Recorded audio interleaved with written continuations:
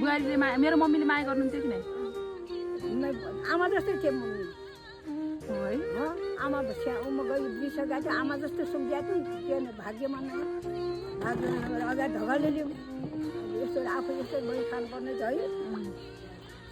अब आमा जो आउनुभयो भनेर मेरो मम्मी खुसी हुनुहुन्थ्यो कि तपाईँ? म दादा आमा आइदिनु त भनिहाल्नु नि त्यही त खाली हात बुहारी हुन्छ म खाली हात कुनै दिनमा गएन ल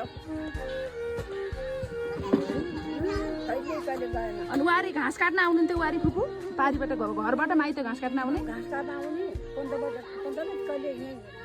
त्यो फुलडाँडा भन्ने त्यही काटे घाँटेको फुलडाँडामा फुलडाँडा लिएर के तपाईँ डाँडा कल्चर के म जुन्थेँ नि हो त्यही काटेँ घाँस है तर कुन्तबाले धेरै बोक्ने मैले त्यहीँबाट लाग्छ बारीबाट माथिबाट माथि फुलडाँडाबाट फुलडाँडा बोली बच्चीमा कसो भयो भाग्य भने यस्तो हिँडेको त आफ्नो भाग्य त हो राति जान्थेँ राति हो जानु पर्ने उज्यालोमा त कहिले गएन म बिहान उज्यालोमा घाँस काट्न आउने रातिमा जाने राति जान्छ